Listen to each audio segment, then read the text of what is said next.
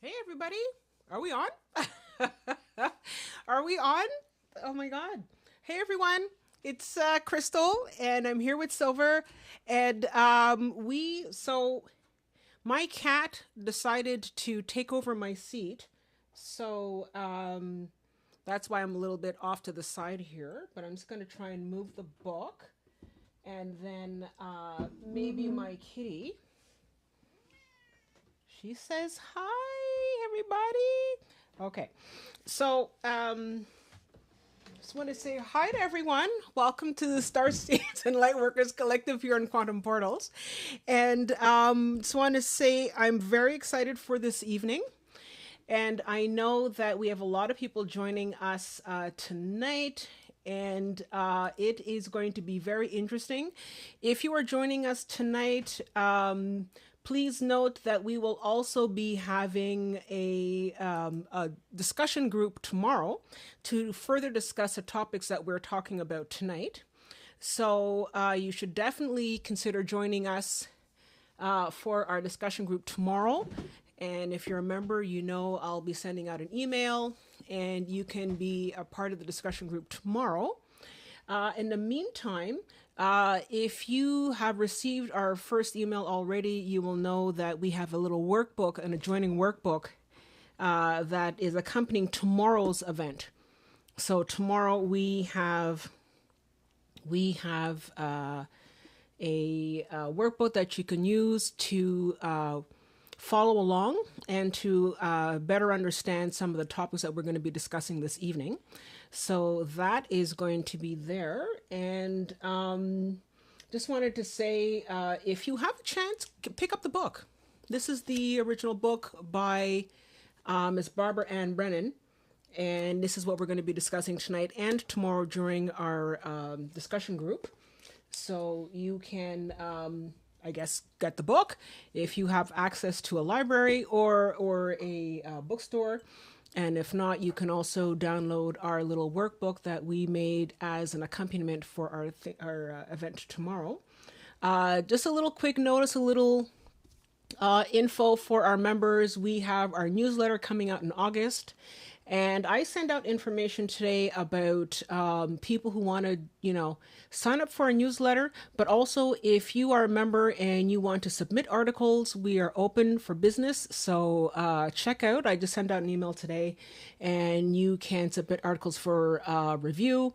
And if it's possible, you can get published as well. So I'm really looking forward to seeing if anybody's going to be with us tomorrow, and also to see if people are going to be submitting. So I'm really looking forward to that.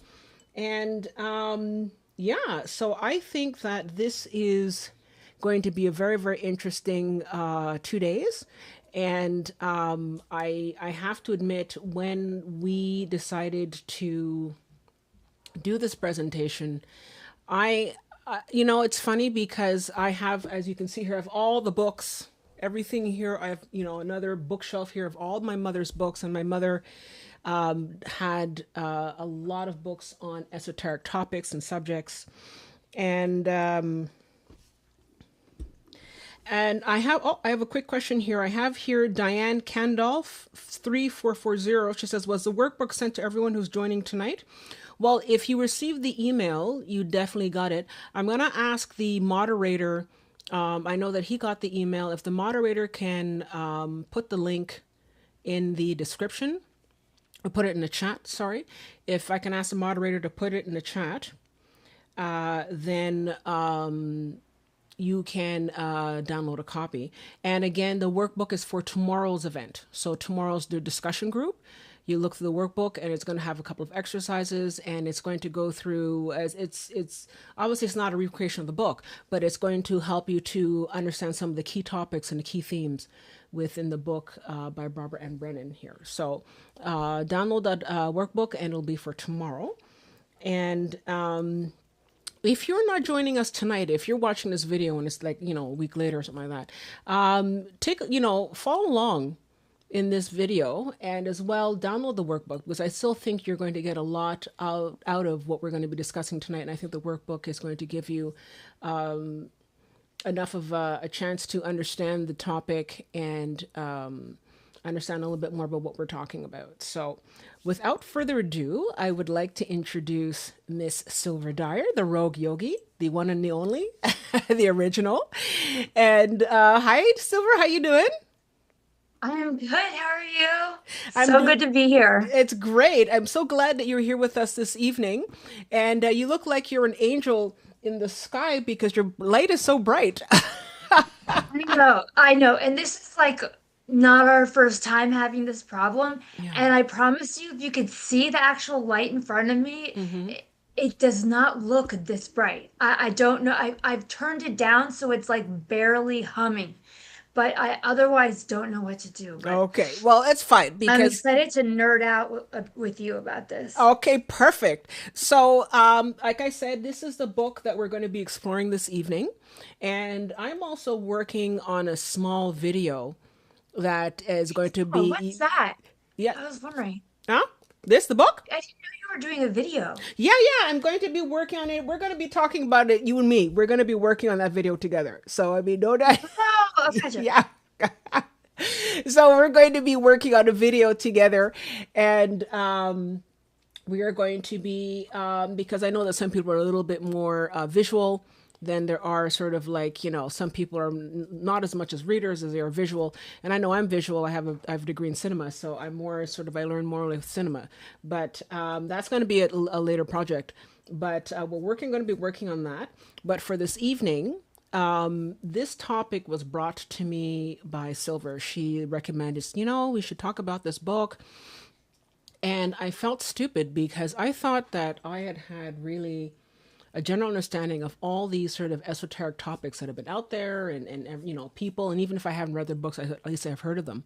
And I'd heard a little bit about Barbara Ann Brennan, but I have to admit that I was like, wow, I did not really fully understand the scope and the inroads that she made. She is a real trailblazer, and there's not much out there in terms of like stuff on YouTube. It's very little, like a little bit, a couple of videos here and there, but there's really not much out there. And I was having this conversation with Silver this evening, and we were saying how at the time when she put the book out, and I think it was what, 87, is that I think when the book Mm, was published or something like well, that. let me Yeah, it see. was in the 80s that she did this book. And I know at the time, we didn't have YouTube back then. We didn't have really the internet and all that kind of stuff. So it was really sort of hard to really sort of get access to that.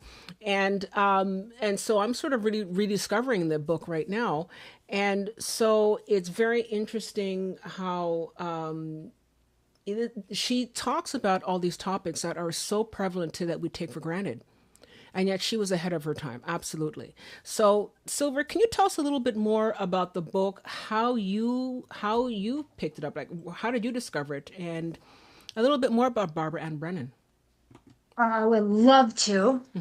I'm obsessed with her. And like I've got my book right here, Mm-hmm. and it's like loved to death. Mm-hmm. And I call it my Bible. Um, the craziest thing is I don't remember. I don't remember how I came across this book, Mm-hmm. but the second I did, for those of you guys, like for example, who are also interested in near-death experiences, Mm-hmm. um, so I'm in that community too. I've had a near-death experience, and there's this, I believe he's a neuroscientist, Eben Alexander, and he has now like become the poster man for NDEs because he's an atheist before that happened. And then this happened and it completely revolutionized the way he saw everything. And this woman is like so much after my own heart. This was published in 87, Crystal, you were right. Okay. And he was again like for the time incredible. She was an I don't even totally know what this is, but an an atmospherist, phys, wait, physicist, Okay. an atmospherist physicist for NASA. And so she is basically she basically did what Eben Alexander did for NDEs by way of her incredible, scientifically proven, well respected across the field.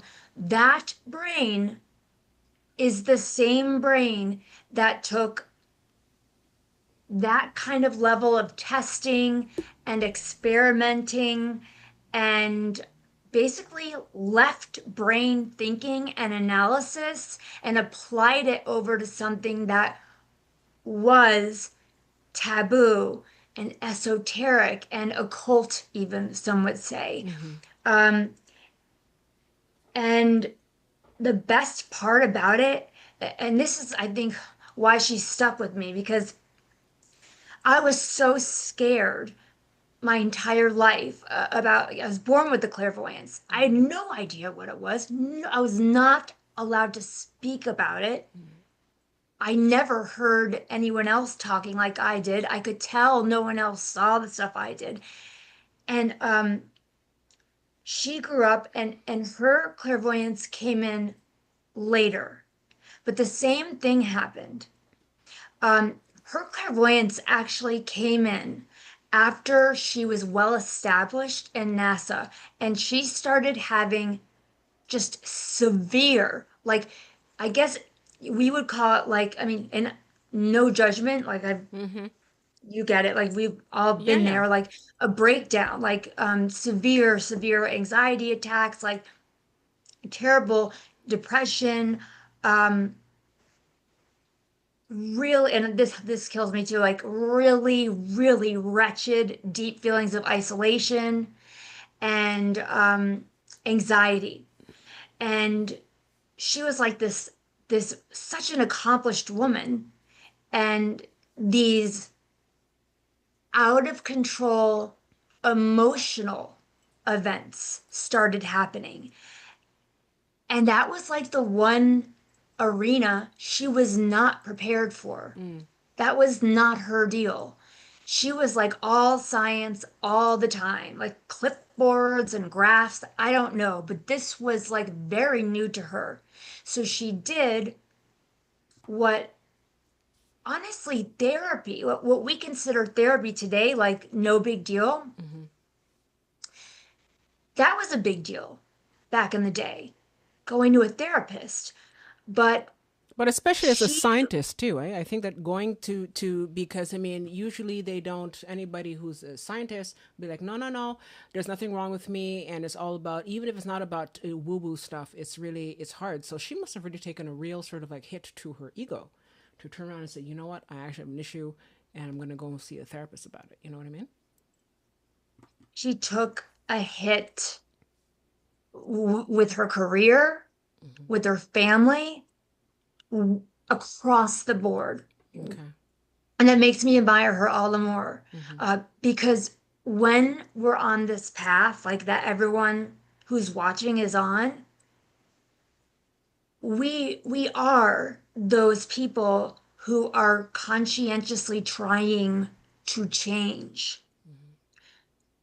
Most people are content with homeostasis.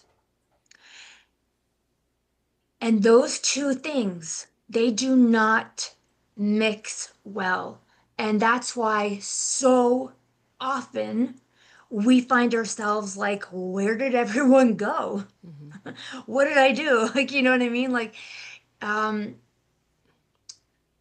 people, especially those closest to us, it can feel very jarring to see someone you love really viscerally and tangibly and obviously change and become different than the person, the baseline of the person they've always known. Mm-hmm. And so she did not want to go to therapy. It wasn't like she trusted it, but to her, it was the next logical step to take. because she was wise enough to know, Mm-hmm. damn, I don't know anything about these emotions that are terrorizing me, Mm-hmm. and like had basically paralyzed her in her own life. And so um she went and she did the traditional Western model of like talking therapy, and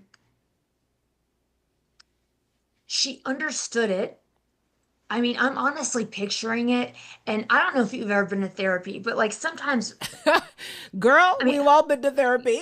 right? I'm like, I've seen Are you like, kidding? We're all going on this path and we're all going through therapy. So, I mean, who I are we know talking to? this is like the varsity group of therapy Exactly. people, I'm sure. And you know, they're like so often, like you just find yourself sitting there and you're like, oh my God, yeah.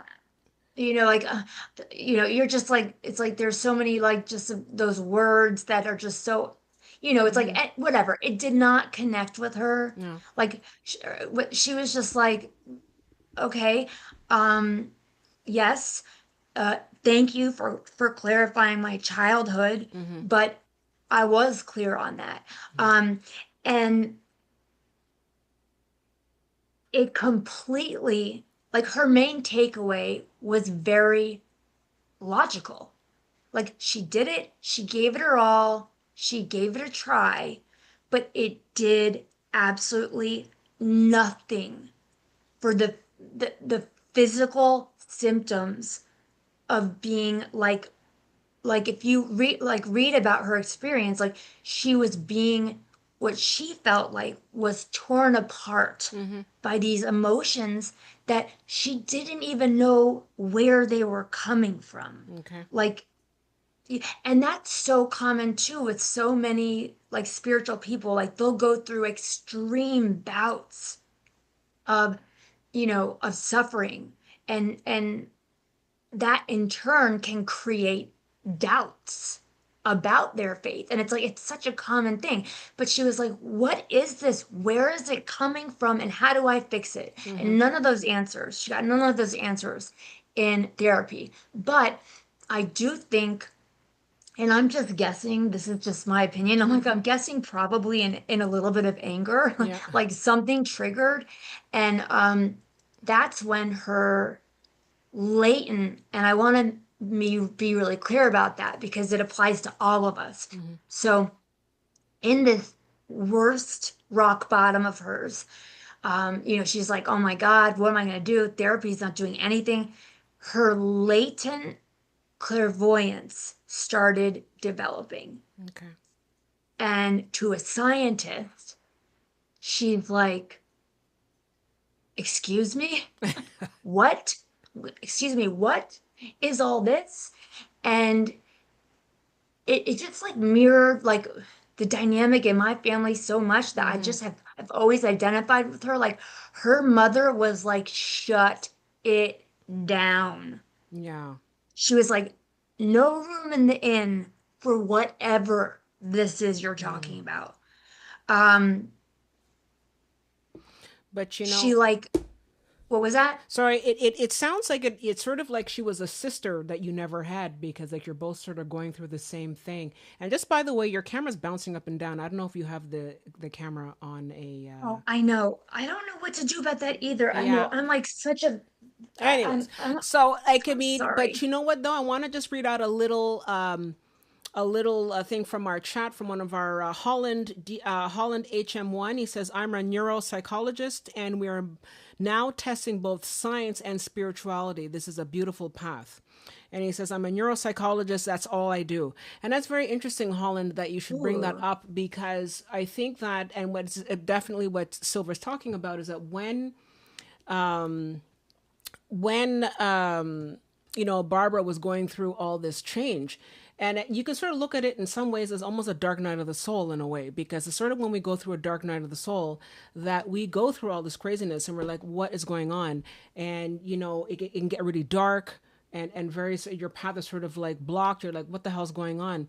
And I remember one of the stories that I saw, she had a brief interview, and she says that what was happening with her is that she would be talking with her daughter or something in the car or something, taking her kid to school, and then next thing you know, right beside her daughter there would be like a spirit guide talking to her, and she was just like, what the hell's going on?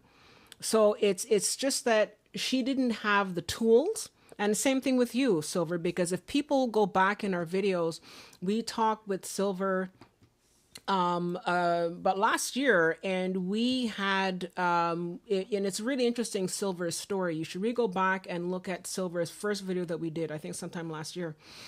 And she's talking about a lot of the stuff that she went through, and it's exactly what I think, and at the time period when people just were not talking about this sort of thing. So oh, I'm so sorry, Holland HM1, you're a woman. I'm so sorry. I'm so sorry. I didn't mean to say that, but yeah, thank you so much for your comment. But it's just interesting that, if you want to know more about Silver and her experience, is I think in many ways mirrors what we're talking about tonight. Anyways, I'll shut up now. Okay. No, I love that because even though she was such a brilliant scientist, one of the things she pointedly said about the Western talking brand of therapy, I'm sure there's a word for it. I'm sorry, but she specifically said it lacked a deeper spiritual insight.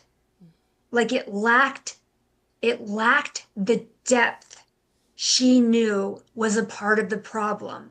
And I love hearing like from this woman who's basically saying like it's becoming less and less taboo to think of all these things not as diametrically opposed, but as, flip sides of the same coin. They're really not opposites, and they coexist together naturally. And so it was strictly because she was so desperate and in so much pain, and she could not find any friendly or helpful direction to go in. She made the decision in private to never mind her mother and pursue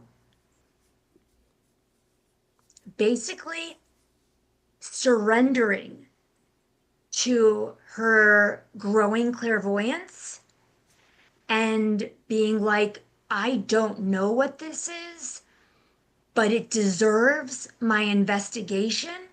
And I need to find out if there's something in here that maybe can lead me to this deeper, like energetic, spiritual layer that she wouldn't have used this word, but that she was intuitively knowing she had to connect with to get any kind of answer with substance. And that's how her entire methodology of healing was born, was out of desperation and working with the resources that one has. And I freaking love that because I remember at one point for 15 years I had a world famous meditation teacher, and we were walking once and I said something to her just in passing, and she said I was wise, and my jaw dropped on the floor. I'm like, I just felt like, what? And I said, what, why do you say that? And her answer was, she said, you know, everyone thinks I was like born this way. Like I was born enlightened, or like I came out of the womb like this. And she's like, they don't get it. She said, I had to find something or else I was going to lose my mind. And I've been sober for 26 years. That was not her issue. But like my sobriety, like if she did not get a hold on what was tanking her and her trajectory. She would have been roadkill Yeah. in her own life. Mm-hmm. And she was driven to Vipassana meditation and it saved her life. And Barbara Brennan was driven by necessity to create a modality that would get deep enough to fix or at least illuminate what Mm-hmm. the heck was going on with her. Yeah, but you know what's interesting, because we're talking about her, and we're talking about she had to find a path, and to sort of try to path for herself, because she was obviously going through something very, very challenging in her own, and especially back then. So we would have been talking, like, let's say the 70s, maybe late 70s, early 80s, or whatever. But definitely, yes, there was a lot of stuff going on at the time, and a lot of the hippies were exploring, Eastern religion and all that, but it was still very, very separate from anything Yeah. having to do with science. And if you consider that modern therapy is based on the works of Sigmund Freud, it's based on just an absolutely pure scientific method. And the thing about science, especially from the 19th century onward, is that there was always a complete and utter separation. I think the alchemists were the last ones who had an idea of any kind of like spirituality and science. And then by the 19th century, that is completely separated. So I get what Ms. Brennan is trying to say, is that there's absolutely no sense of spirituality in the therapy. And I've done therapy as well. I've done it.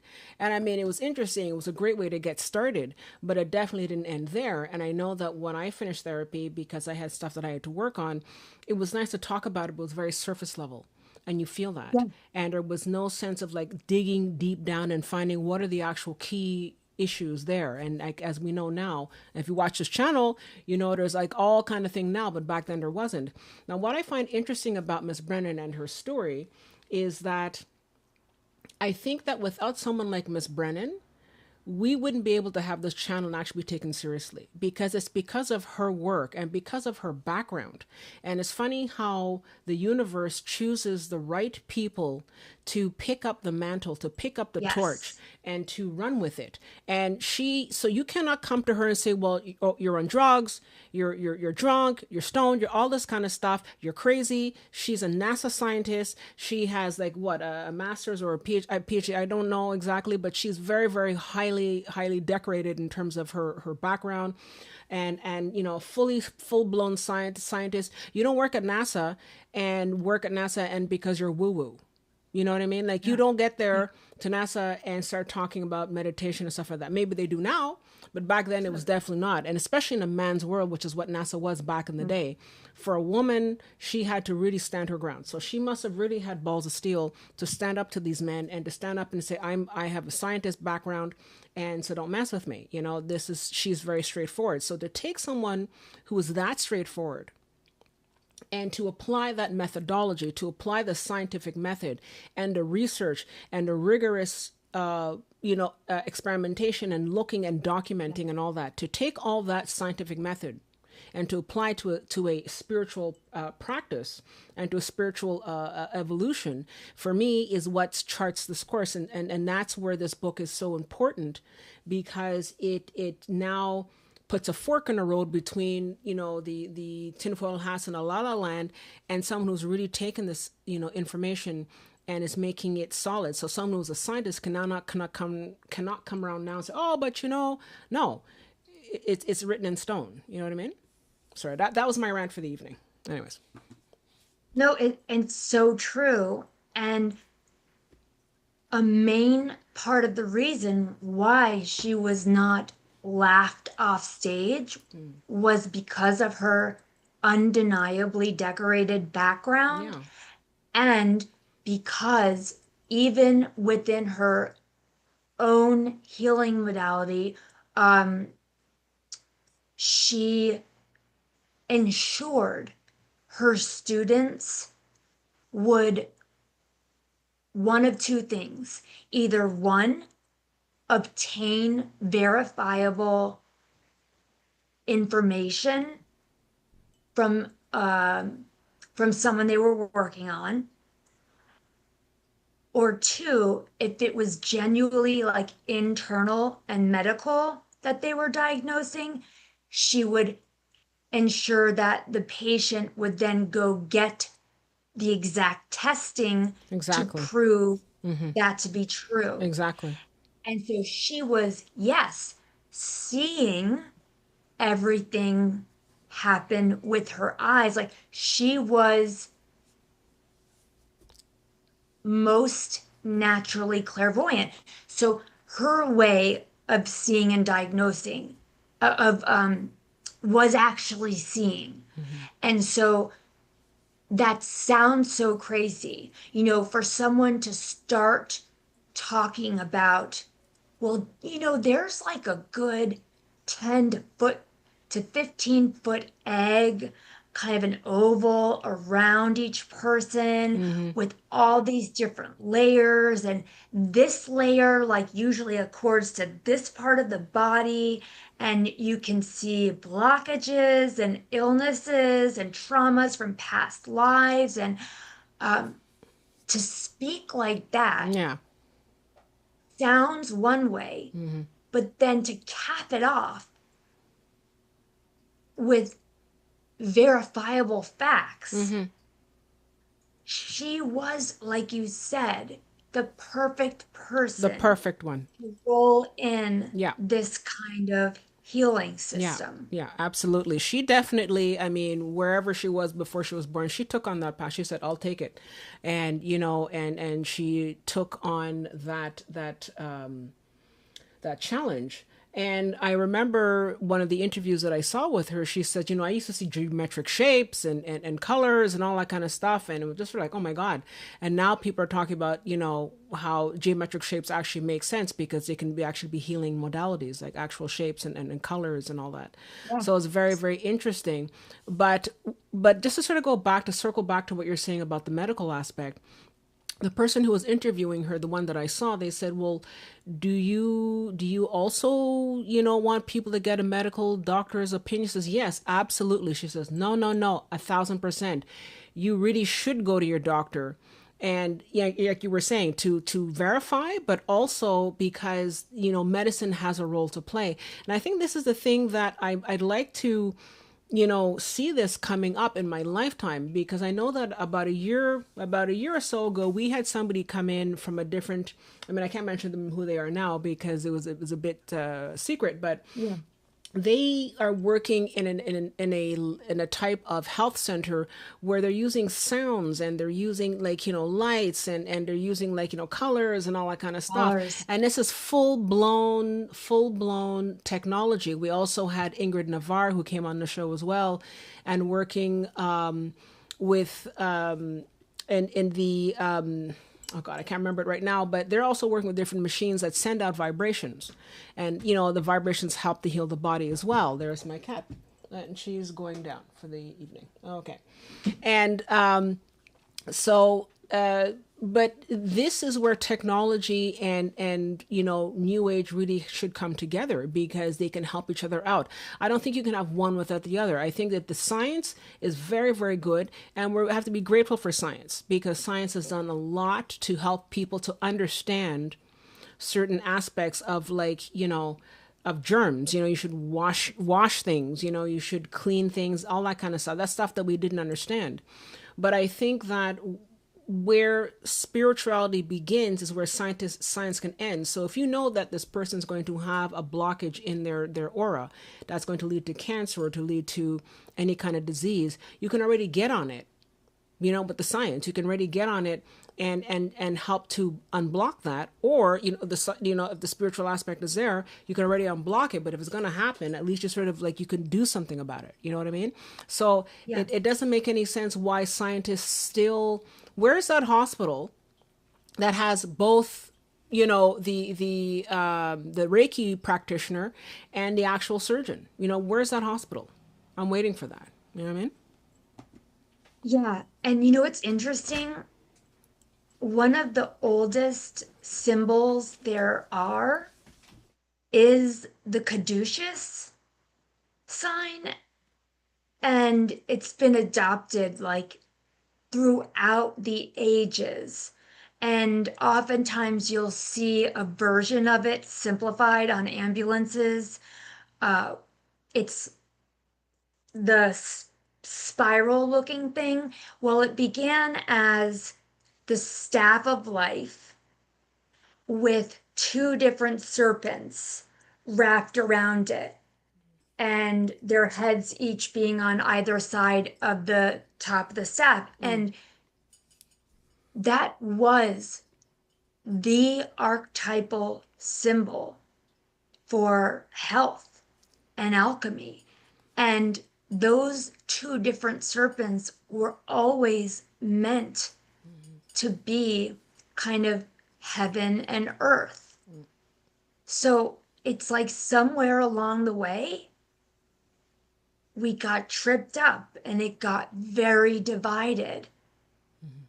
And it hadn't been before that. Yeah. And she was actually like the I remember reading this phrase, but and I so understand this when her clairvoyance started blooming. She was a mess. It made At first, it made everything worse to the point where she experienced cognitive dissonance. Okay. And that resonates so deeply because since kindergarten, I grew up believing I was crazy. That I had this like screensaver, invisible other life that I would just spend all my time and energy pretending like it wasn't there. And it got to the point where she just couldn't bear the intersection of like dead ends and this inner pressure and kind of terror and overwhelm with the clairvoyance until she finally gave in and was like, this is the only avenue forward I can see. So I'm going down it.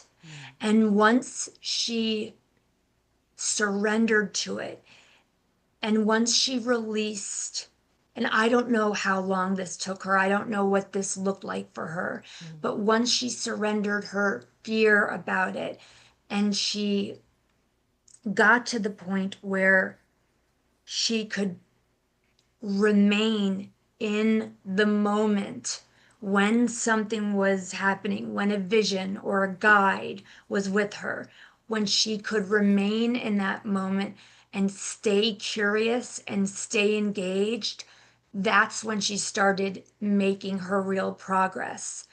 And she says, like Edgar Casey, that every person comes in, and I actually think it's more than one.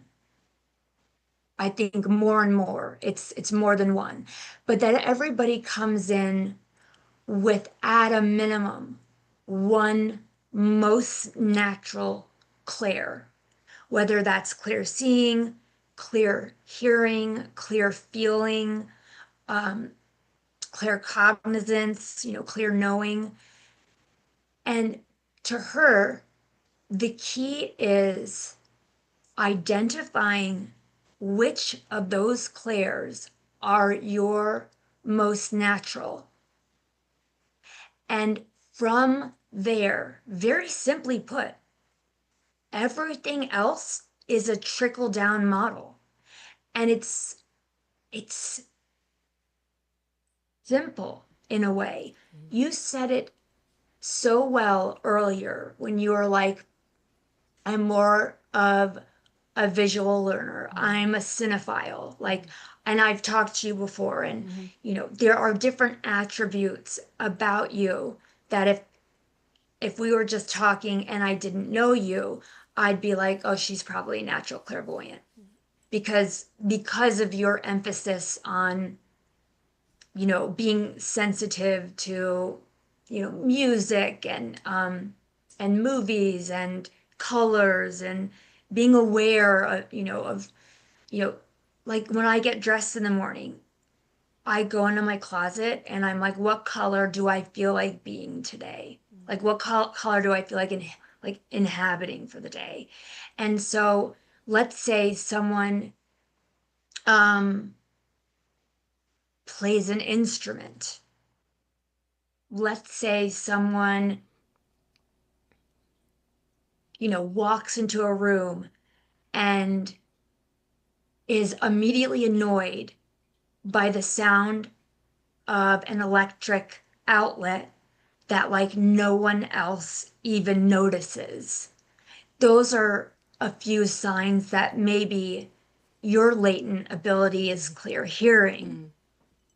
And if you're somebody, for example, who gets goosebumps or chills or even more pointed sensations, like maybe you could have in the past even felt something like a breeze touch your hair or something like that, that would lead me to believe, I bet you're, most naturally clairsentient.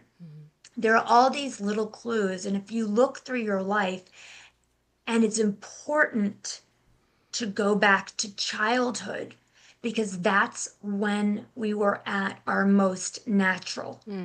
Absolutely. That's when we had the least number of external filters that we'd taken on as our own and so forth. But that's like the first step if anyone's interested in learning how to do this method. It's to identify what is your most natural clair, Okay. because it basically strips her entire methodology of a very major layer of resistance that I've run into before in working with women one on one. Very often, someone will ask me, I want you to teach me to open my third eye. And I'm like, but you don't know if that's your path. You know what I'm saying? Like, let's say somebody wants that, they want to be clairvoyant, but they're actually so innately and intrinsically clairaudient that they're already knee deep into that clair, but they're so focused over here on what they think they want, they're already missing full blown communications in their native clair. Okay. And I think that's a really important point. And the other thing that she is so good about, there are a couple of ways of simplifying everything in this entire book, everything, into some really easy phrases. Um, you know, Barbara has quotes in here, for example, and like this is one, and I don't know anything about the Bible. But this one, like, even greater miracles than these ye shall do also. Yeah. And Jesus said that. Exactly. And that is a theme throughout this entire book. And she goes through exactly step by step her whole process. But it really all boils down to you, no matter what it is, no matter if it's like out of the blue, abysmal episodes of depression, or it's a striking, searing knee pain, no matter what it is, like the answer is always to be found within. inside your inner Mm-hmm. stillness. And she had a word for what maybe we would call soul, something similar to soul, um, which was like a star. And it's not the soul star, which is our eighth chakra. Mm-hmm. That's different. But I'm trying to remember the name. But She just was like, everything is about not striving and just getting into union with that eternal piece of yourself okay. and staying there. Mm-hmm. And from there, going with it and observing and seeing what comes up. And she says it could be sounds, colors, tones, symbols, talking, to basically have no expectations, but to trust you've identified your natural clair and that purposely getting into a state that is as close to living in union with whatever your word or concept of God is, is actually at the root of all the solutions in this book. Yeah.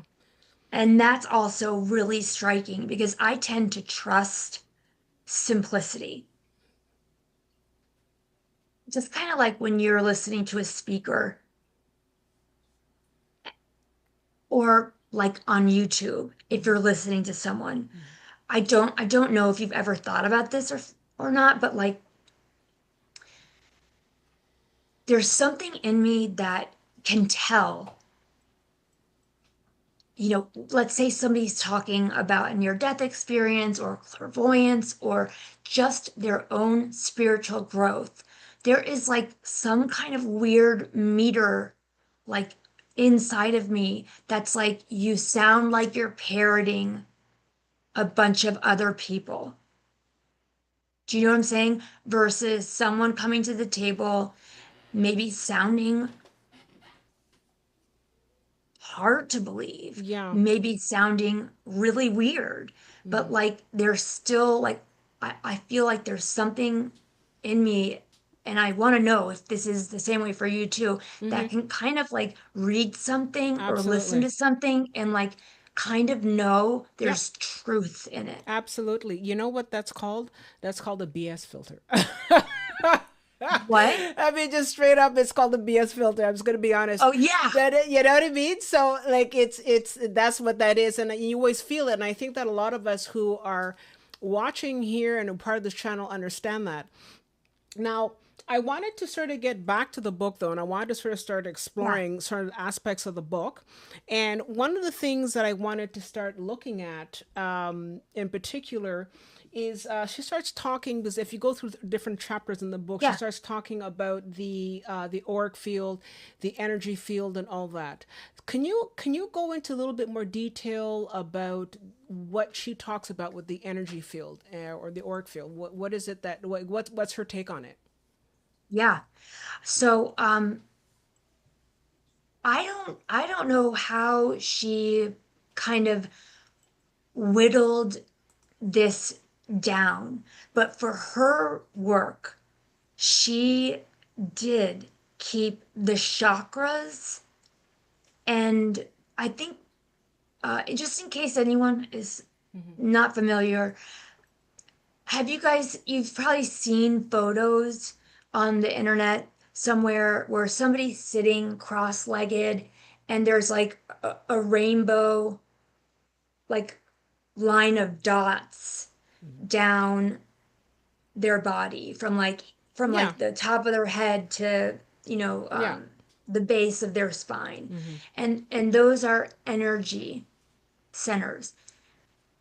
And I don't know if she was the first to see this or not, but I will tell you, I did not know this. until I read this. That's not how I saw them. Mm-hmm. But she actually did great illustrations of some of her clairvoyance. And she saw the chakras, and the primary seven are like they go from your crown, which is like your opening, like right at the top of your head, and it's your most direct connection to the spiritual. Okay. Down to the to your typic mine is not red, but typically to your red root chakra, which connects you into Mother Earth. And she actually saw the chakras not just as 2D spinning wheels of light, Mm-hmm. she actually saw them as portals that were 3D that Yeah. went through the body, like Like an funnels arrow, if you almost, eh? will. Like they're kind of like Like funnels. what?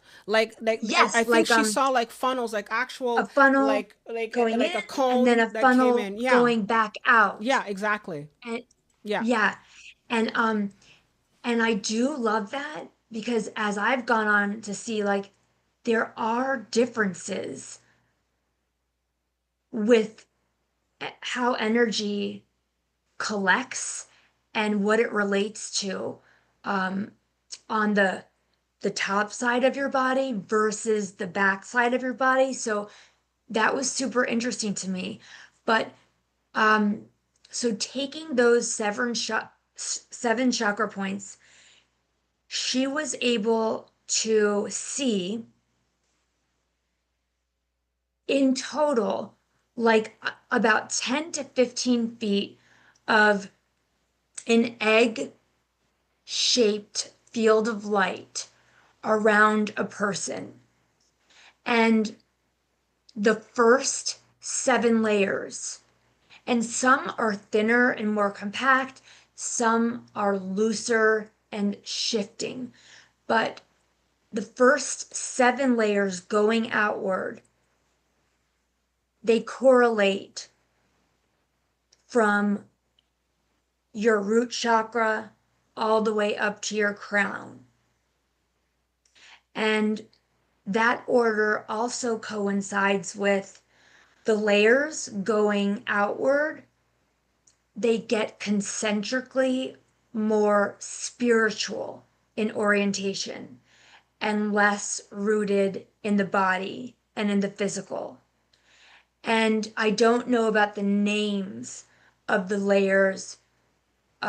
There are some like Keshik, and I there's, actually have it up here right now. Actually, I have oh, a you little, do? yeah, a Okay. picture for everybody, so you can sort of take a look. And basically it's sort of like she has here the etheric body, the emotional body, the lower body, the astral, the higher abstract mind, the Buddhic or institutional plane, and the atmic or spiritual plane.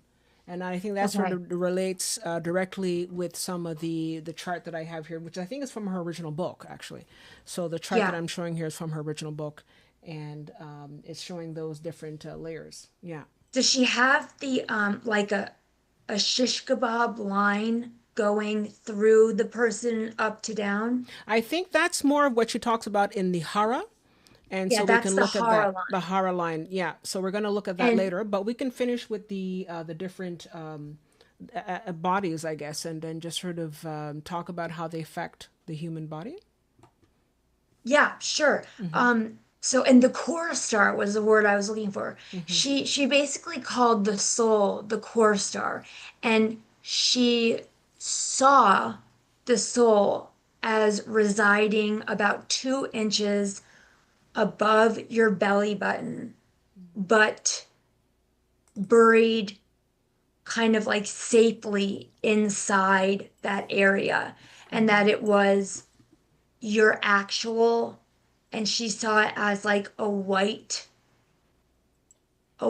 ball of energy that was your actual life force, Okay. the part of you that when you die does not die and is eternal.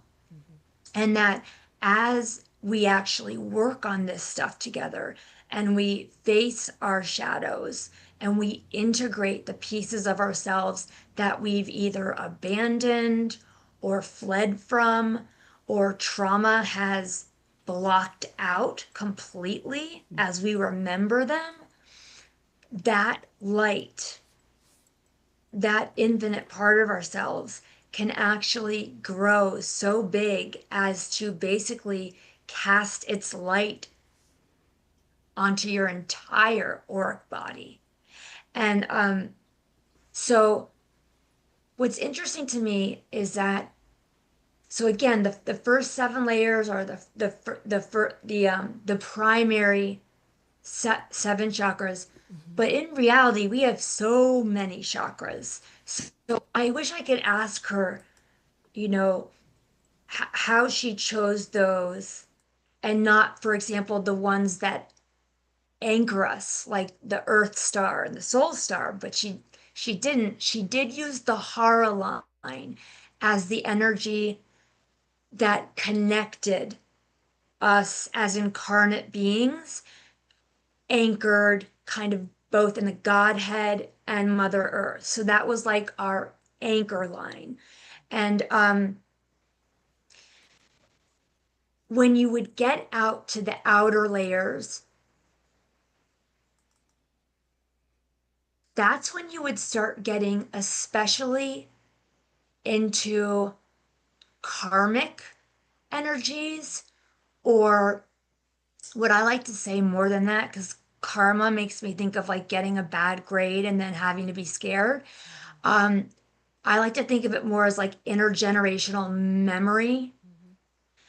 And you start being able to actually see. And in my experience, everybody sees everything differently. But so I'm going to talk about how she saw it. But Can we just quickly, I just wanted to yeah, know if we could just quickly go over the hara because I'm still not, yeah, yeah, the hara it's more to do with a deeper dimensional level. Sorry, just to it, clarify that a bit. it is. It's she, this is the one tiny part where um, she referred to it as a deeper dimensional line of soul intention.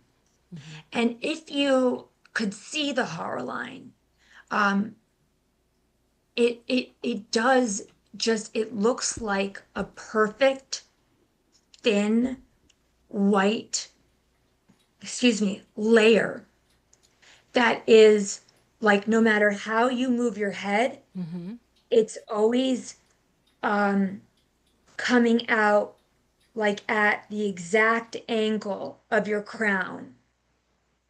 And then I've personally never seen it, the part coming down from the root into the earth, but I would assume it's the same. And I also know as much intention as packed in there, it is also like as close to a 3D etheric chord for incarnated souls Okay. as there can be. It anchors deep, deep into the earth through the Earth Star chakra, which is several feet below our actual feet. And it goes up through our soul star chakra, which is about right here. It goes up and through there and it continues and it anchors us between the heavens and the planet that we're incarnated on. And in terms of seeing illnesses, both mental and physical within the body, she would see those within those closer seven rings of the aura. in terms of past life trauma or family trauma or karmic, okay, let's see it, remembered patterns, those she would see in the outermost layers of the aura. And she, like, it's so funny because I've done the exact same thing for everything the way I see it. She developed her own shorthand and her own lexicon of symbols and colors. Like she would be able to tell you like, "Oh, you have parasites because parasites um they manifest, I forget on what layer of the aura. They manifest on a certain layer of the aura, and she would see them as a collection of dots. And she knew that was parasites. So for like every illness or um, every event, she would see a corresponding like Polaroid image or a symbol or like I said, like a bunch of dots. And over time, and very scientifically, like I call my notes about all my experiences my field notes. I date them. I like am very detailed about, you know, collecting that information.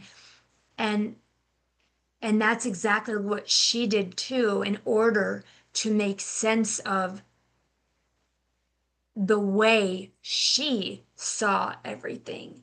And um, that's the foundation of the clairvoyant key to like all those illustrations in the book. Yeah.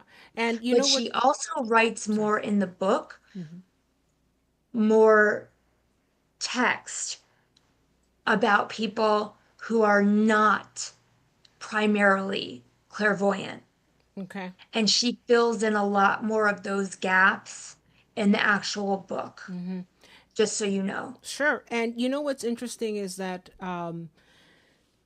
we've all heard about people taking photographs of auras and stuff like that Oh, and seeing different yeah. colors and all that sort of thing. And it's interesting because, you can have an aura and you can see different colors. And, obviously based on a certain color, you can see if there's, what this person is about or what they're doing. And it just sort of seems interesting that this is something that people have been doing for a while, but that she was able to see with her eyes, because you do have people that have Yeah. cameras, you can see, or you can do Kirlian photography, that sort of thing. And Kirlian Yeah. photography can, take a look at that. But in the book, does she talk about how you can also, as a person, Yeah. see certain things, like certain dots? Because she's seeing the dots and all that kind of stuff. Because obviously has very very strong abilities. But for the average person, they can themselves train to start seeing those things as well. Well, I don't know how she gives exercises to kick off one's clairvoyance. She does not explicitly say you'll get to the level of seeing all like 10 or 15 layers of the aura and all of the details and all of that. But she gives a lot of fun exercises that anyone can try. And the one thing I wanted to say about those aura photos, what that camera is capturing is the second layer of the aura. And those are a little bit twisted in meaning because if you think about in any given second what you're feeling and thinking about and how drastically different that could be 3 seconds later, right? When you take a photo like that, you're getting that literal seconds snapshot of how your emotions were oriented for that moment. Everyone has more primary layers of their aura that are not like always changing. You know what I'm saying? That they have more like everyone has like a base to their aura, like their main colors, and then there's shifts, with like when people talk, I can see emotions squirting out of them or like popping out of them or whatever. So those photos are not a very thorough capturing um, of an aura. I just wanted to put that out there because I think it's like when people Yeah, talk about them, a lot of times they treat it as like, this is your aura, when it's like, that was your aura in that exact moment. So I just wanted to say that. sure, But absolutely. yeah. Yeah, Um, and go ahead. well, yeah. So because her primary clair was clairvoyance, that's why like all of her illustrations are so gorgeous because that is literally how she sees it. For somebody who is primarily claircognizant, they wouldn't be able to draw anything because that's not how you get your info. It just plops in your head like somebody dropped a rock in it, and then Mm-hmm. it has arrived. And then you mentally open the package, you know what I'm saying? And Mm, you translate. But it was so amazing that she was clairvoyant, so she could lend herself to drawing these images so we could at least have this baseline of understanding of the constitution of our energetic bodies. Before before her illustrations came along, the idea, like with monks and bilocating and everything, and like the rainbow bridge, the idea of an energy body was so much more limited and almost colored within the lines, a lot more kind of close or within the lines of the physical body. And she just blew that up. She was like, no, we are energetic beings that spill out and over our little meat envelopes. You know what I mean? The other absolutely. thing Yeah, that was so cool that she did incorporate that is rather Western, and I don't know, it could be other places too, but the other part of her helping patients was she could do this herself by tracing it backwards in time in their aura. She could do it herself by looking in that way, or you could do it yourself with the patient by talking. But she believed everything that was troublesome to the current version of yourself, rooted in one of five different, see, she calls them primary character structures. I don't really know what that means. To me, what it means is like childhood. Uh, they're like five different childhood wounds in which healthy mutual attachment was somehow interrupted And that distortion ended up picking up steam and kind of messing that person up in such a way that they believed it was true and they kept looking for proof that it was true. And it turned into kind of a self-prophesizing life, even. And so it was one of five different things. And I'm just going to read really quickly the five different um, wounds that she says everyone falls into one of these. And it's not until we can heal this within ourselves that we can start hoping for change and freedom from illness or pain. So here are the and I'm interested to see which one you are. Okay. I know which one I am. Okay. It's like so clear, it's stupid. But so the first one was called schizoid or ungrounded. The childhood cause deep rejection or feeling that their very existence is a threat. And this would often occur in utero. So there's different like times when these wounds would most commonly happen. The next is oral. The childhood cause is abandonment or a severe lack of emotional nurturing during the early nursing or dependency phase. The third is displaced slash psychopathic slash control.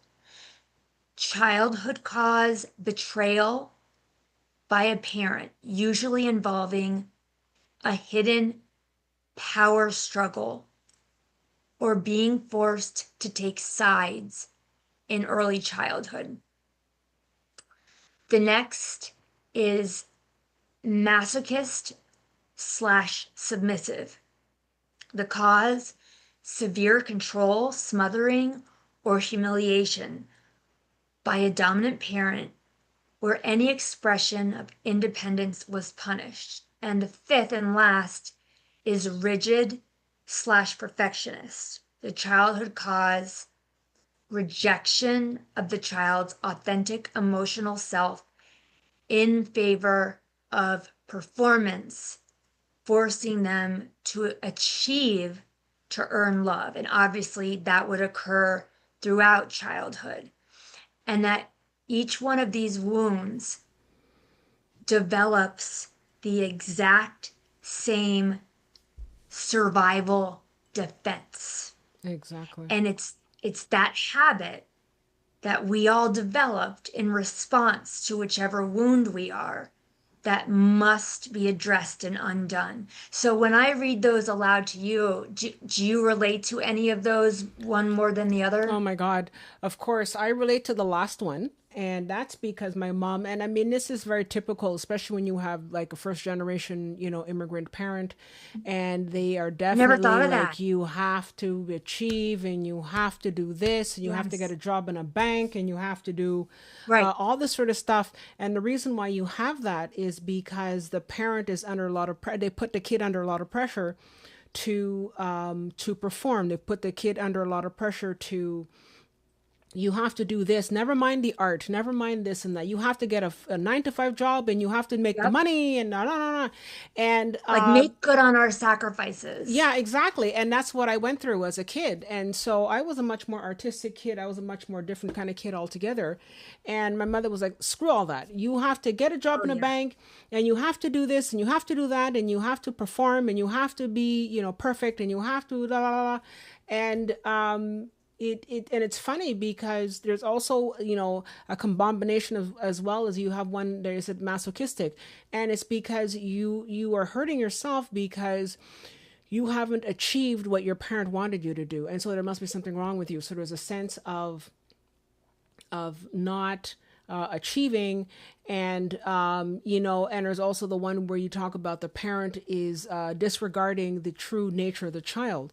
Now, mind you, growing up as a Gen X, I mean, that was very common. I mean, find me Yeah, somebody who's Gen X who never went through that. Like, I mean, that's the stamp on our generation.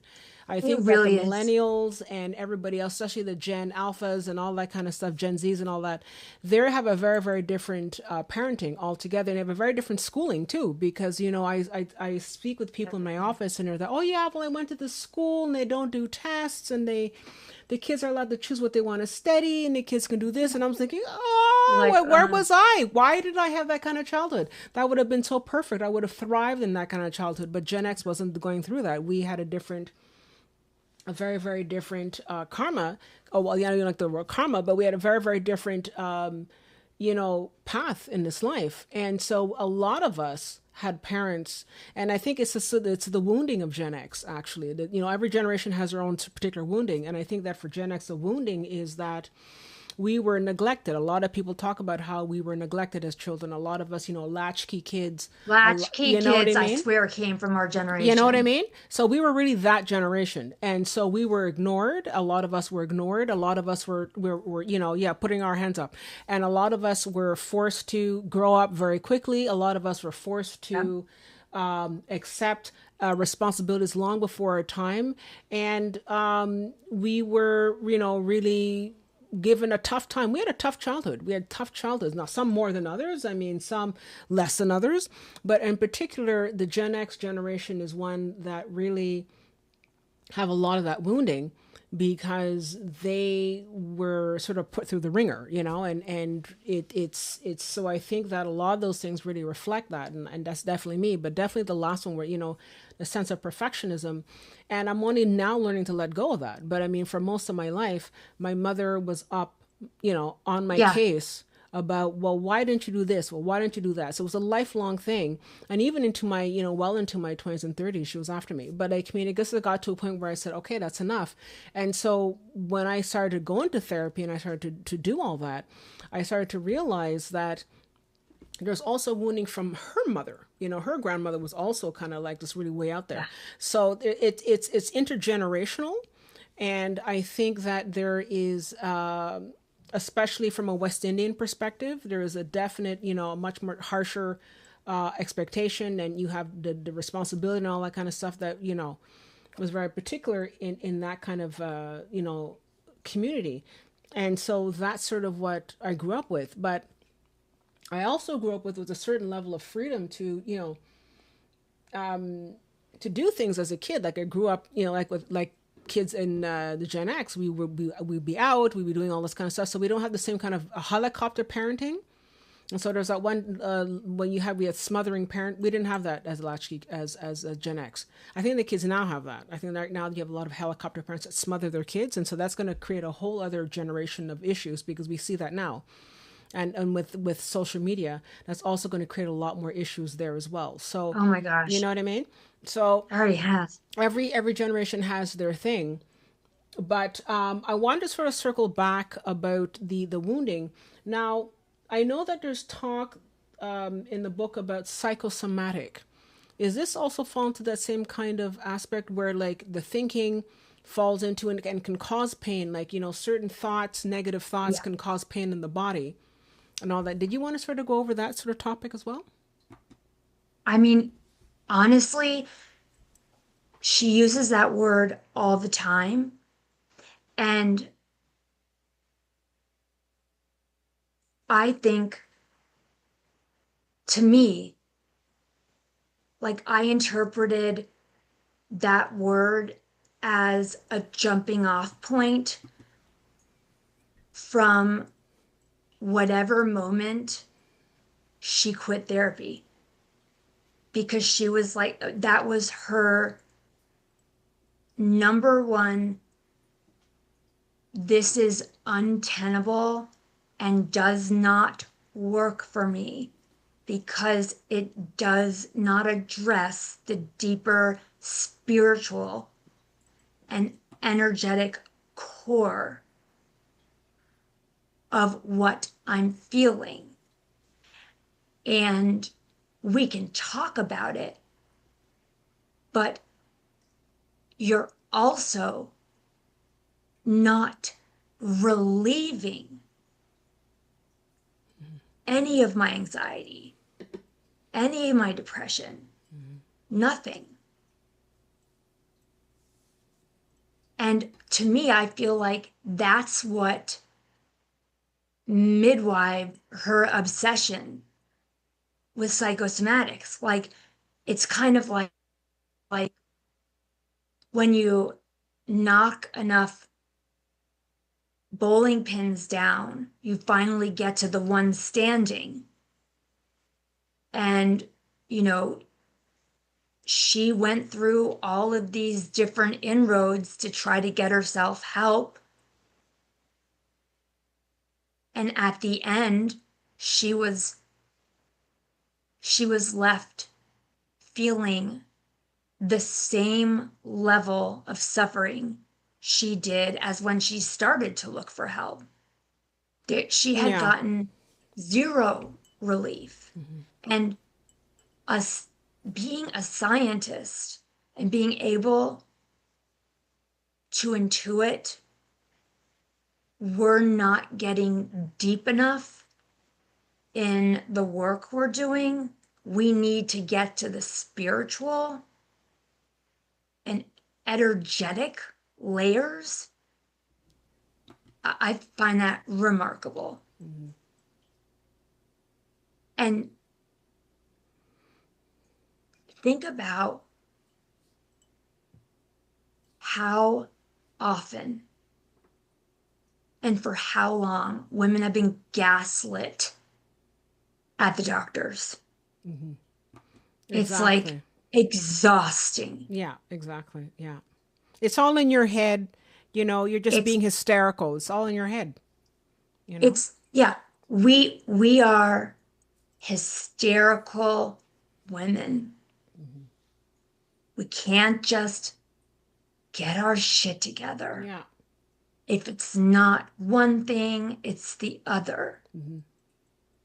When really that's coming from a gender who was raised Mm-hmm. completely Mm-hmm. opposite to us. But that's interesting though. You're talking about the gender aspect because, you know, when a woman is going through her menstrual cycle, she becomes very, very intuitive. And there's a lot going on in a woman's body during that time.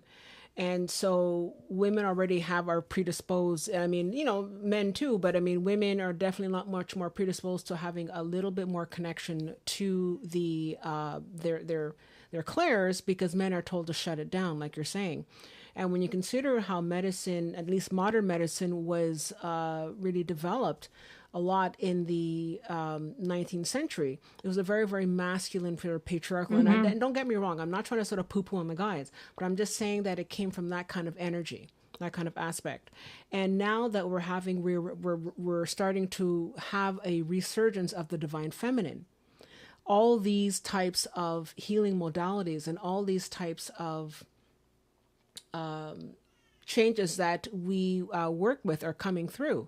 And so it's coming from a very, very feminine perspective. And so we're sort of starting to see a restorative balance of, you know, coming back to that, coming back to the feminine, coming back to the idea of working with those higher levels to find healing, to find balance.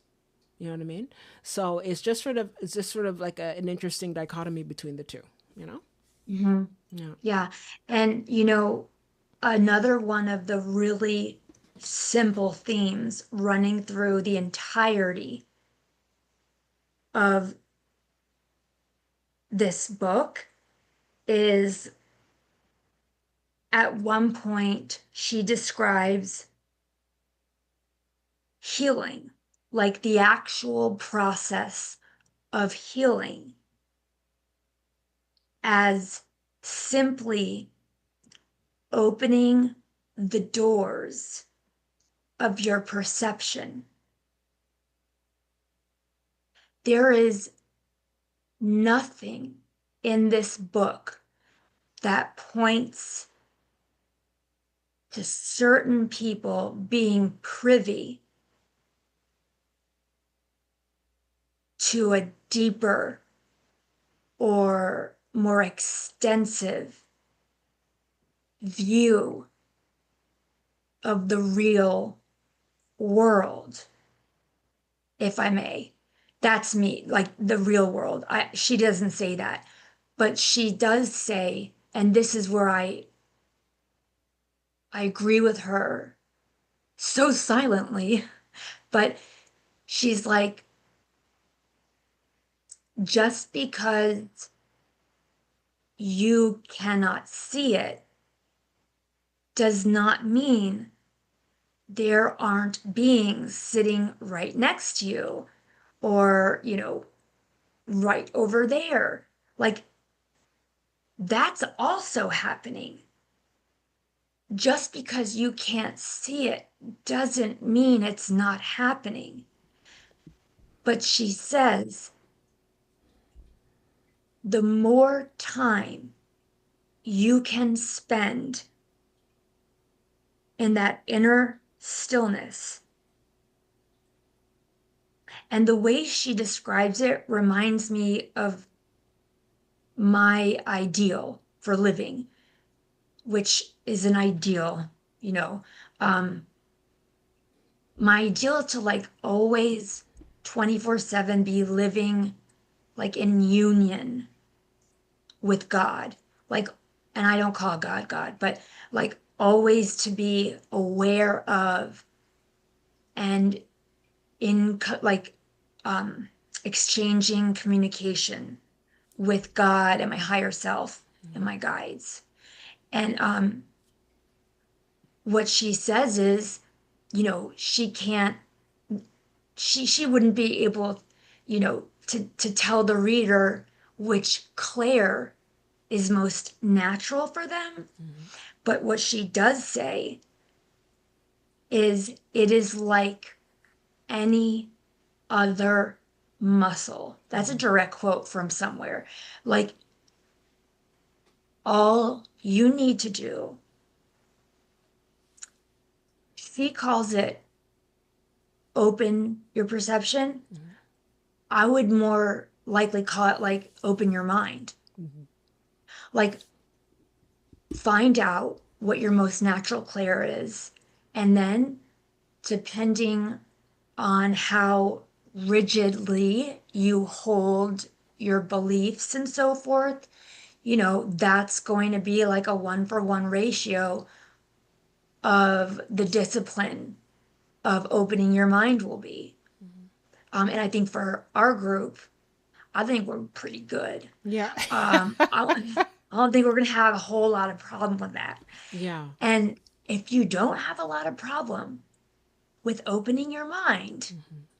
and you find your most natural Claire, it's just a matter of working out. Mm-hmm. And you too will get the same unhindered, extended view Mm-hmm.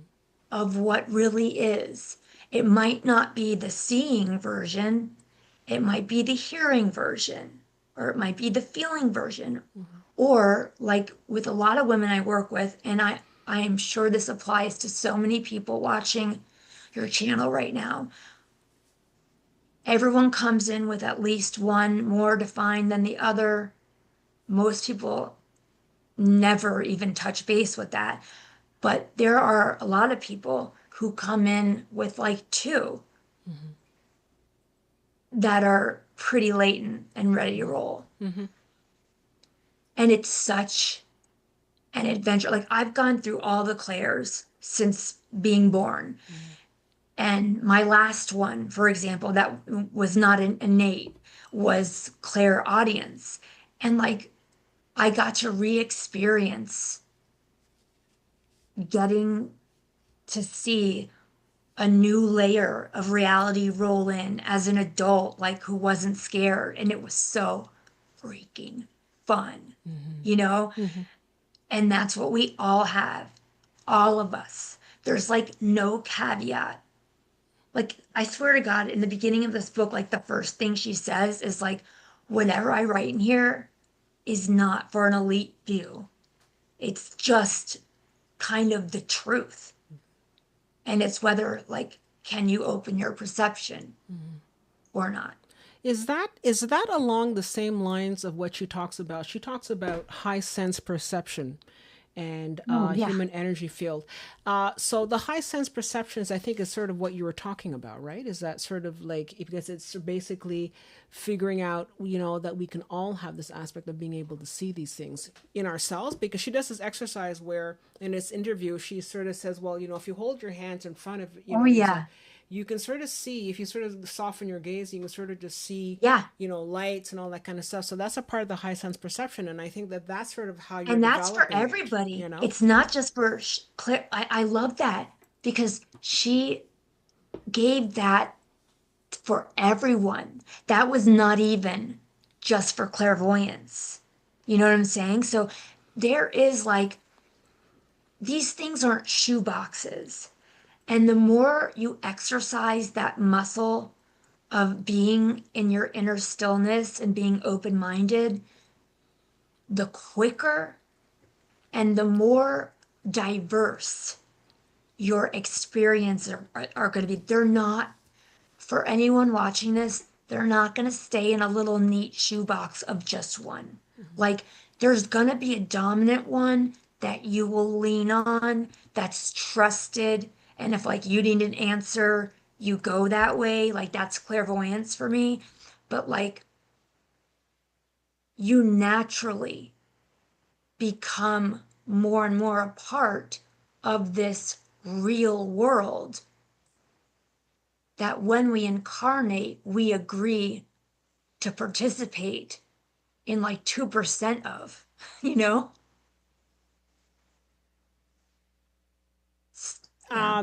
So that's pretty interesting. When we're looking at something like, for example, in the work that you've done, have you ever had a situation where you were able to see the colors in a person's in aura or environment, or see disease or stuff like that? Just I mean, just out of curiosity, just because if you've worked with this book and you've worked, with a lot of different people, is this something that you've encountered? How do you deal with the patient or the person you're working with? Because you don't want to, give them this news and you're sort of like, well, you're not a doctor. Why are you telling me this? That sort of thing, Totally. Um, yeah.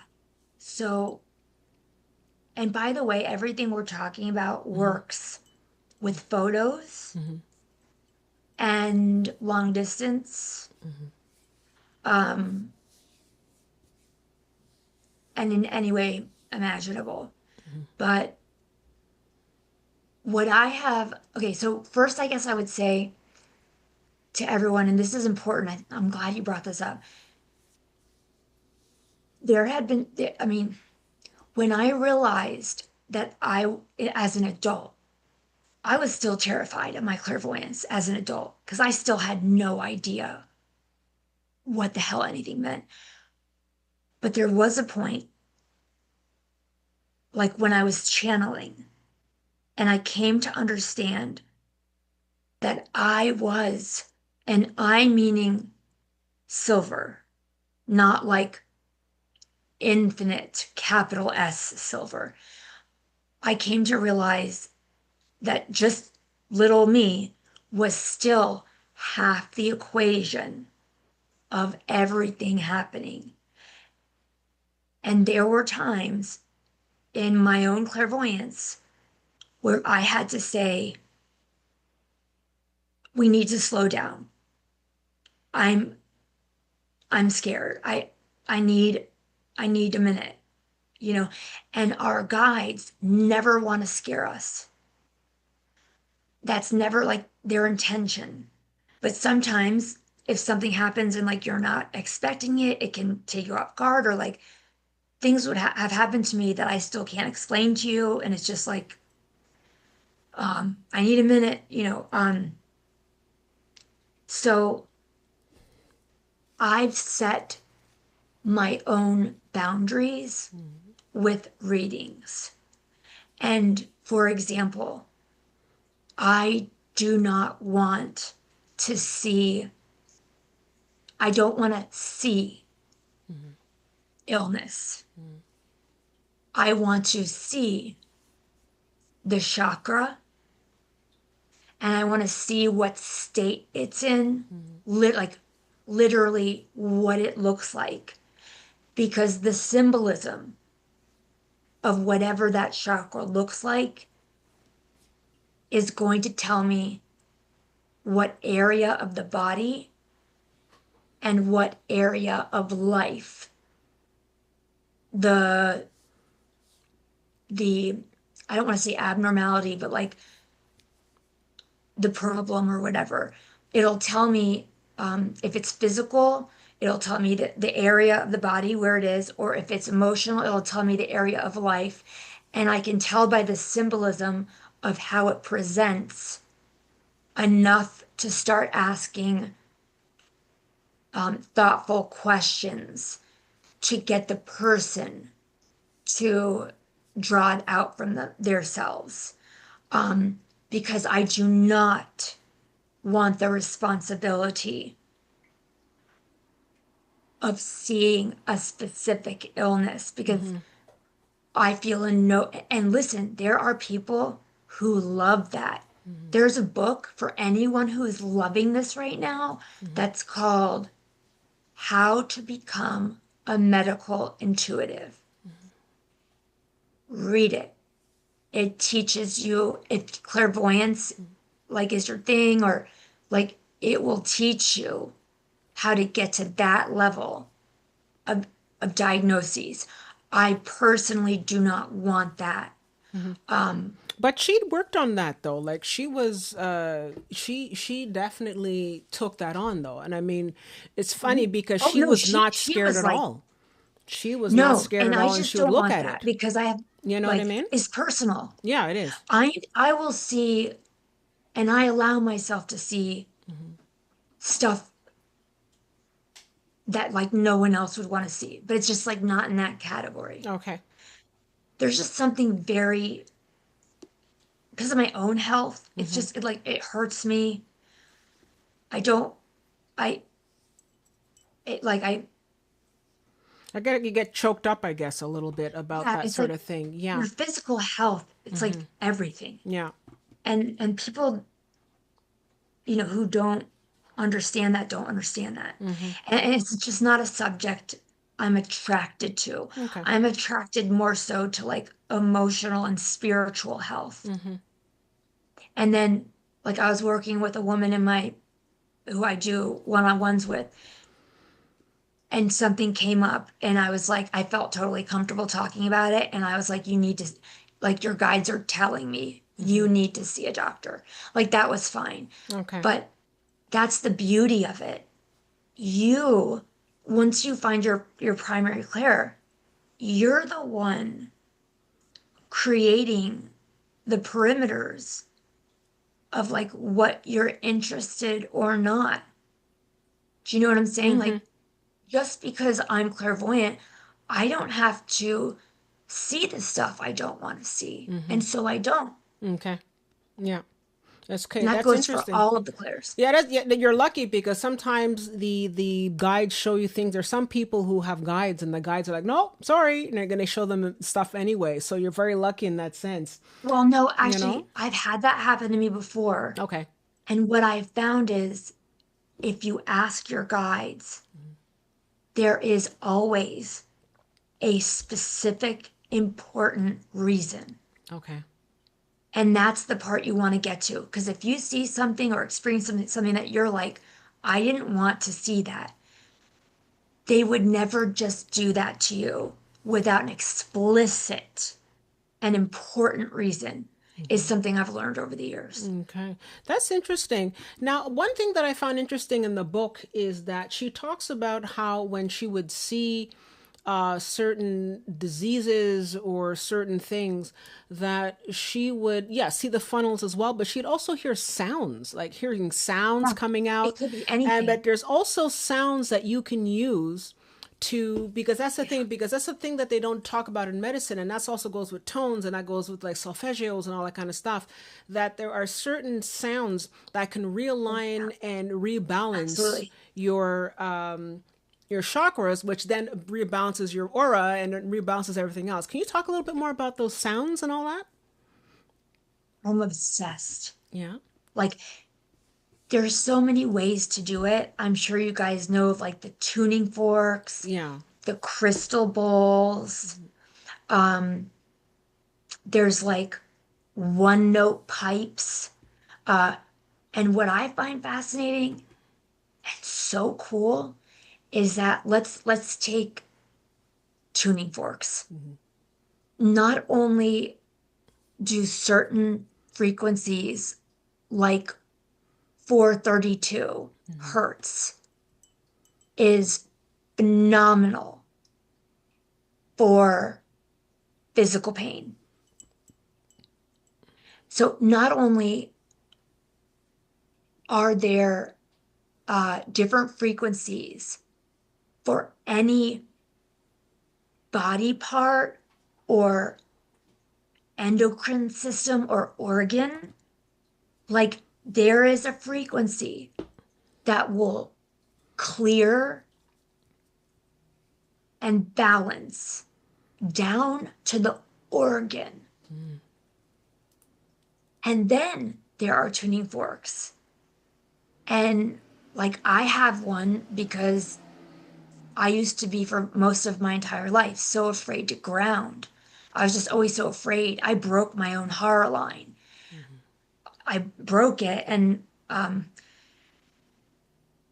Archangel Michael made me like a peg leg one. It's like a triangle, a blue triangle thing. But I actually have a tuning fork, and I forget the frequency. I'm sorry, but it is the Earth's frequency. And I use it when I'm meditating. I like clang that thing, and I'll put it right in my abdomen, and it's just like getting a supercharged grounding frequency wash over you. And let's say you're really connected to a certain planet. There are frequencies, and you can get tuning forks for any planet. I mean, everything is frequency. Yeah. And that could look like something or it could sound like something. And people are doing the same kind of healing. It's a newer thing, but color therapy, because it's the same thing. Yeah. Every color is a different length, wavelength. And then you think about how people have been doing crystal therapy forever, Yeah. which is a double whammy of color. And like Nikola Tesla said, every crystal has its own consciousness. So it's color and the consciousness of the actual crystal together Yeah. working on you. Yeah. No, I It works mean, for everything. It's amazing. absolutely. And you know, crystals are also have a certain level of frequency as well, obviously because they have the same kind of color. Now, the Earth's frequency, from what I can see, the Schumann resonance is 7.83 hertz. And so I'm thinking that's true. That's a great thing. You could sort of, get some tuning forks. Now, I didn't know they had tuning forks for different planets. That's Yeah, interesting. yeah, yeah. Really? They Okay, do. that I They didn't do. know. And they also have them for every note, specific note. Like if you read music, like G sharp or whatever. But I gotta tell you, the tuning fork I have that does the earth frequency is truly such a powerful grounding tool, and it's so calming. It's very, very soothing. Okay, that is really beautiful, and I mean, I definitely have to check into that one because I know I have to be honest. I know that they'd have different frequencies, but I didn't know they could actually tune them specifically. So I'm learning something new again It's tonight. You know, crazy. Yeah. yeah, but Yeah. especially for the different planets, that's kind of interesting. So if you sort of want to I know. work on, strengthening a certain planet in your chart, it can also sort of work in a sort of an astrological perspective. No, if you're sort of, Absolutely. if you have a If weak you're going through Mars a in your hard chart. transit or Yeah, something, if you're going through a just hard get that transit, planet out and bang it and on your bang. knee and let's go, you Yeah, know? no. Yeah. That's so amazing. It's so crazy. Yeah, it is. So, in terms of in some of the work that she's doing, she's saying how she was talking about. I mean, I know she talked about different geometric figures and all that kind of stuff. So I'm still sort of unsure about that. Did you ever hear about what she's saying about geometric symbols and all that? I don't know if you read that. I didn't read specifically what she said about geometric. I just think of it as sacred geometry, Mm-hmm. which is something that's been used to identify or decode messages like for the ages.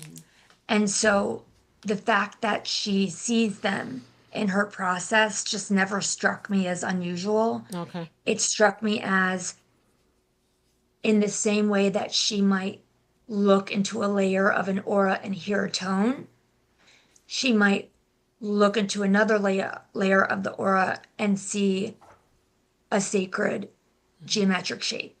That's always what it struck me Okay. as just another symbolic communication. Okay. That's interesting. Now, I wanted to, because we're sort of rounding out to the hour now, but one of the things that I find, and she doesn't talk about this in her book because it was a different time, but now I'm kind of wondering with all the frequencies and the 5G and all that kind of stuff, no wonder people are more sick than ever before because that sort of, all these 5Gs and these, internet and all these different waves that are going through our atmosphere that affects our body as well. And I mean, it's sort of like we've never been sicker. We have the more medicine and more science and more money going into medicine, but we've never been more sick, you know. And I'm kind of wondering, in your opinion, having read the book a number of times, what do you think? What do you think Miss Brennan would have said had she still been around today? And she only died a couple of years ago, but like, I mean, I wonder what she would have said about all the interference with all these 5G and all these waves and radio waves and all that kind of stuff. What do you think about that?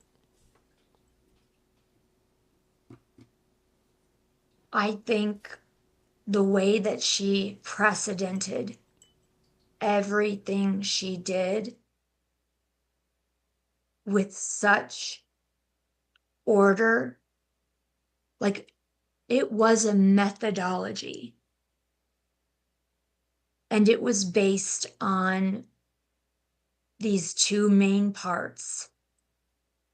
And I know that she saw like glorious, like iridescent visions, but that woman can whip up a chart too.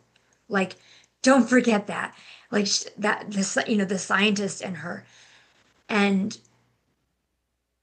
I feel that she would be so strong because she mentions this in the book that it is our responsibility to use that muscle. Like, hey, if you want to see more of what's really here, then you got to go to the gym and use that muscle. It's your responsibility. I feel like she would be very, first of all, plain spoken about it and not just to stir the pot. I think she'd be very practical and she'd be like, look, we can't live in a bubble, but there are certain things. you can do around the home, to lessen the impact of some of these wavelengths. You know, she might have opted to cook on the stove, for example, or she might have, you know, unplugged the television when she wasn't, watching it or something. Okay. I just see her as being very practical, but very thorough. Like, it's up to you. You do as much as you're willing to take responsibility for. Mm-hmm. And you'll have to see the results of what you choose to do to make sure that your energetic house is in order. And if it's not to your liking, it's your responsibility to continue tweaking what you're doing or what you're not doing until you are happy with the way your entire being feels. Okay. That's what I imagine she would Sure. say. Well, that's very interesting because I totally get that. And I feel that now people are becoming a lot more aware, though. I think a lot of people are starting to become aware that a lot of these waves are starting to affect our health because they go through our auric body, right? And what some of the things that I remember reading in the book is that our etheric body can sometimes have tears or sometimes have debris or sometimes have certain distortions are and different levels of our etheric bodies can Yeah. have these sort of tears in them, and that but that can come from other things, but Well, the I can come waves from other don't help, people. though. The waves don't help. Right. But like just like you said, everything you mentioned could come from your neighbor. Yeah. Like that kind of damage, especially to those ultra subtle bodies. I mean, they are like, I think of them like pantyhose. Do you know what I'm saying? Like the fragility of them. Yeah. And and then a lot of it, this is my personal uh, kind of take on it. I think as women in particular, I don't know, I hope this doesn't sound bad because I don't mean it to, because I'm like so here. But like if you heard the way I thought about myself in my head, you would be like, Silver, shut up. Like the way I talk to myself in my head and the way my self-esteem is and stuff, like it's really bad. And I think I can probably, But you know what, though? I Can I am, can I just jump in there? yeah, Because I've known you for a while now, and the thing is that you also have to understand that a lot of us talk to ourselves in that way, especially as women. And a lot yeah, of us talk to us ourselves because we've been, thrown down and sort of spat on by society. You're not skinny enough. You're too fat. You're too skinny. You're this, you're that. You don't look a certain way. You're not tall enough and all this kind of stuff. So we already get pulled through the ringer. And, I don't want to sort of go on another tangent here because I feel that one of the things that we've learned about, especially being on this show, is that there's a lot of control mechanisms that are trying to separate us from our connection to the higher source. There's a lot of us that are yes, trying to separate us and to not have a certain level of quiet. There's all this noise. There's all the distractions and the social media and all that kind of stuff. This is to distract ourselves from who we truly are as divine beings. We are a shard of the divine being. We have the divine within us.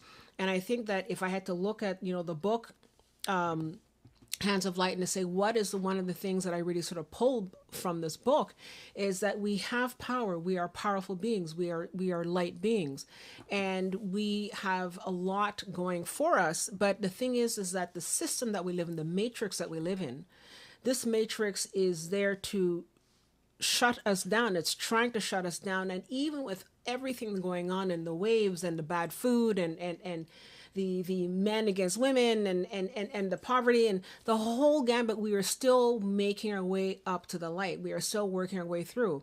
And so when you say, you talk to yourself about, don't pull yourself back and say, oh, but it's only me, because it's not.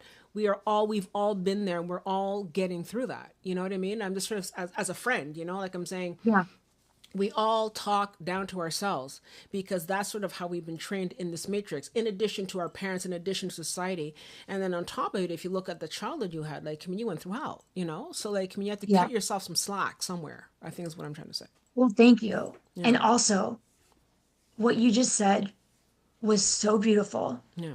because I'm sure you, all through the book, Barbara underscores the vital importance of understanding that in sum, we are just simply trying to make our way back to God. Exactly. We're all one. And I'm really glad you said that, because that is like another one of the most simple statements I could make about this book. And that's why all of this is available to everybody, because we're all little shards of the whole. Yeah, exactly. And the thing is that I draw that kind of information as well from the book, because she went through hell. She had a certain, life that she was living, and she was so-called normal. And then it just got shot, and thrown to hell. And so she rebuilt herself like a phoenix from the ashes, and, and rose from all that. And, rebuilt herself and left a legacy. So I think that a lot of us, especially a lot of us who are light workers, a lot of us who are starseeds, a lot of us that are on the path, a lot of us have been through this, and this is why we can all sort of relate to one another.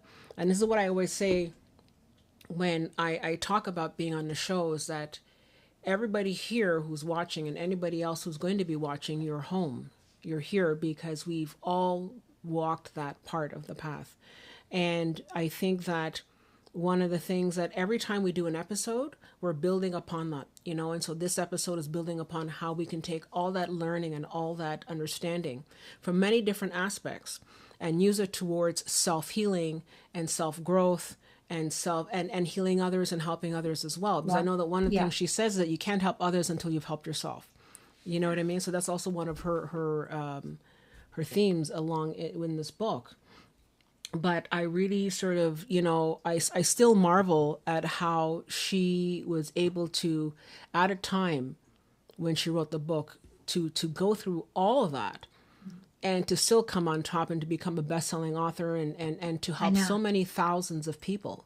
So, like, I mean, she's a hero. Had she stayed at NASA, would we have heard of her? Like, had she stayed at NASA, I don't know. I'm sure she could have done some interesting stuff scientifically, but I don't know if she would have had the same kind of impact on the world that she's had now, He was the perfect person to have be like the tip of the spear on something like this. She, like, I feel like we're still riding her coattails of credibility. Oh, absolutely. Absolutely.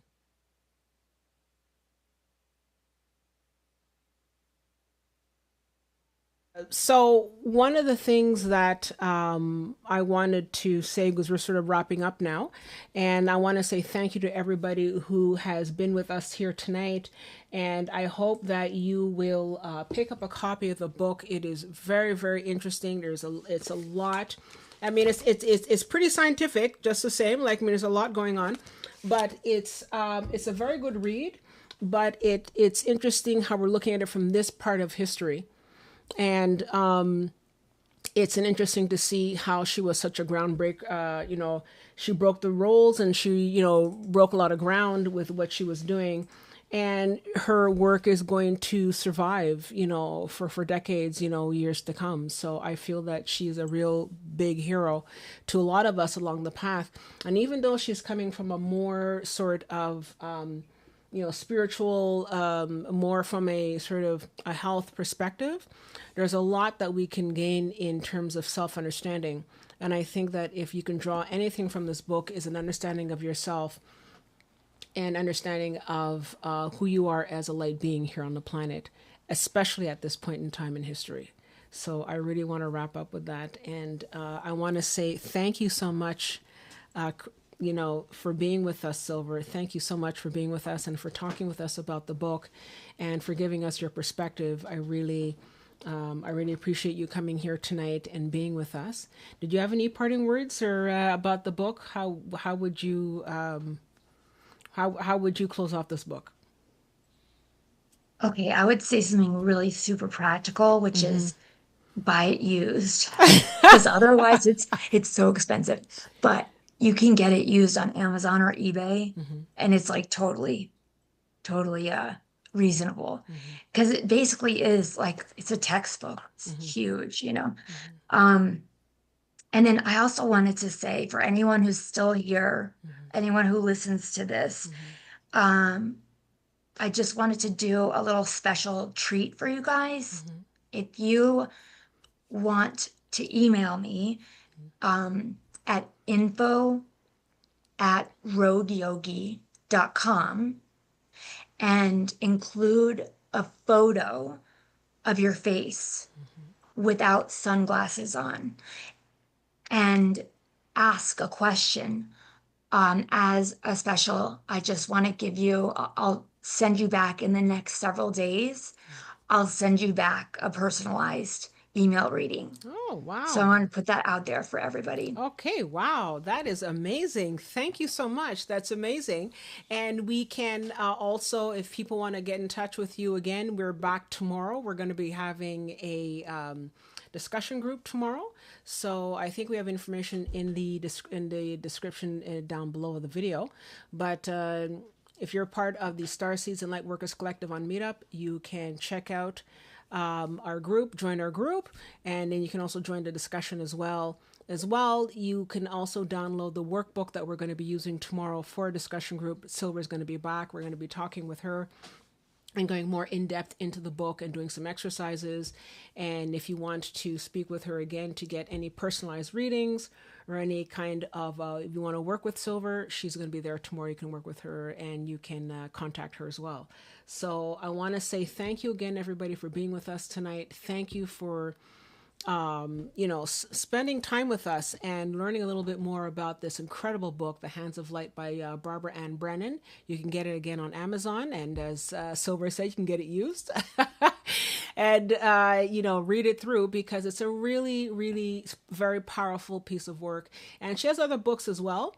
But I think this is the starter book for anybody who wants to learn more about the human body and how to interact with it at a spiritual and physical levels. So I want to say thanks again, everybody, for joining us tonight. See you tomorrow at our discussion group, and I look forward to seeing you again next week. So take care, everybody. Thanks again, Silver, for being with us this evening, and we'll see you tomorrow. Take care, everyone. Have a good evening. Love and light.